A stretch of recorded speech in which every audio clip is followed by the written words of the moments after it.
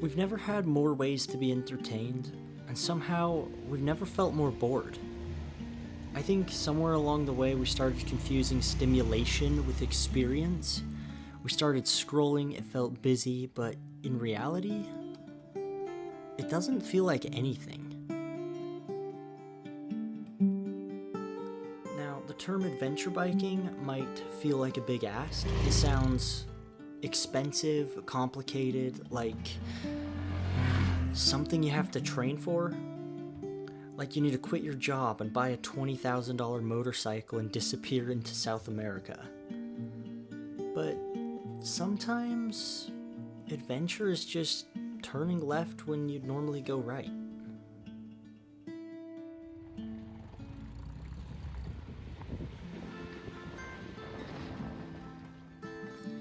When Honda brought the trail back in 2020, I figured college campuses would be flooded with these. I was wrong. I thought 18, 19-year-olds would be lining up for it, but no. Instead, it was Craig and Daryl and other out-of-shape fathers of four. But hang on, Craig. This is no insult. Craig might actually be the hero of this story. Craig remembers what it felt like when a dirt road was enough. Craig grew up on a Trail 90. Craig remembers getting lost on purpose. He remembers that fun didn't require a destination or a screen, just a tank of gas and an afternoon. Now, it didn't surprise me that Craig bought one. It surprised me that the young people didn't. This might be the most unintimidating way to figure out what adventure biking feels like. It doesn't have a clutch, it's not trying to kill you. It won't wheelie past a cop at 80. In fact, it won't wheelie. It just wants to go somewhere.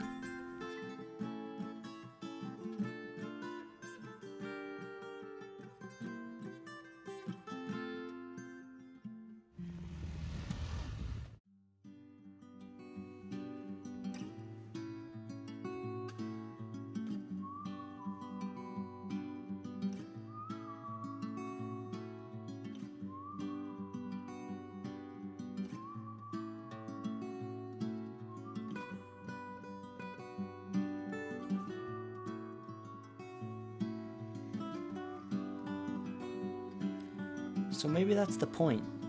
To be on a machine that forces your destination to just be somewhere, anywhere, instead of a predetermined point on a digital map. I'm not here to lecture my generation so much as make an observation and offer an alternative. For me, alternatives to problems are always easier found on two wheels.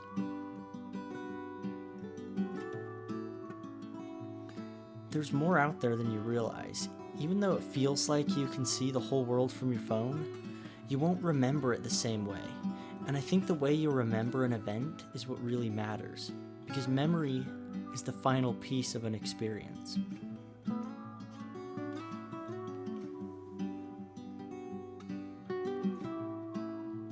Sometimes you just have to do something unexpected. Take the small road, turn off the pavement, ride in the mud.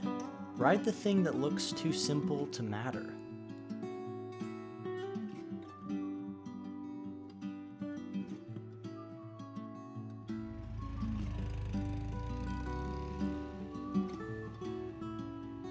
If I'm honest, I almost missed it too. I ride bigger bikes. I like horsepower. I like speed. But this thing reminded me that fun doesn't scale with displacement. Displacement scales with skill. But fun is the constant. It's there from the beginning and it never goes away.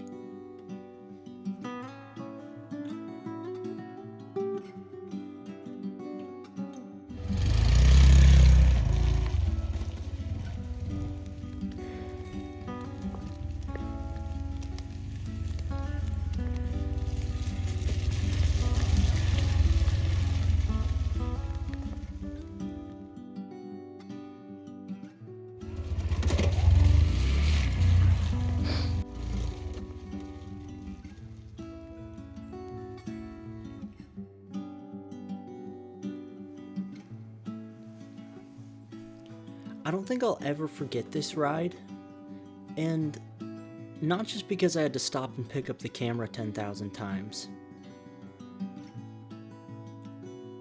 It's because every ride is unique. It will never be like the time before. Every time you step on the pegs and twist the throttle, it's going to be different than the last time you remember. It's going to be some new exciting thing. And I think that's why I keep coming back.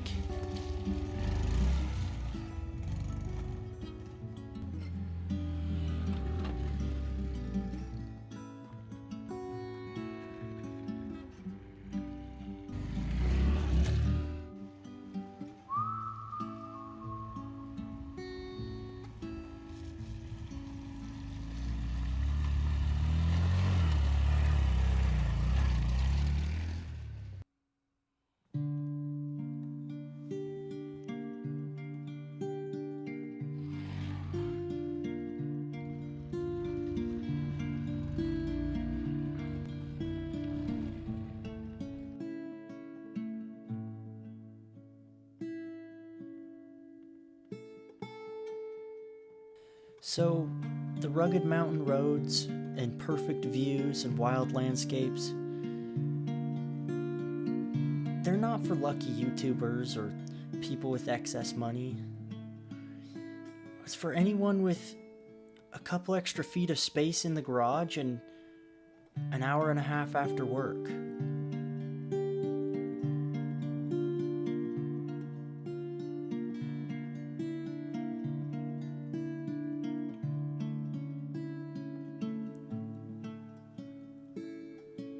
So, my goal by the end of this, I wish for the person who's never thought about riding a motorcycle to at least wonder what it would look like under them. And the person who's thought about it and talked themselves out of it, I want them to think, well, maybe now's the time. And then for the rest of us who already ride, I hope you go for a ride.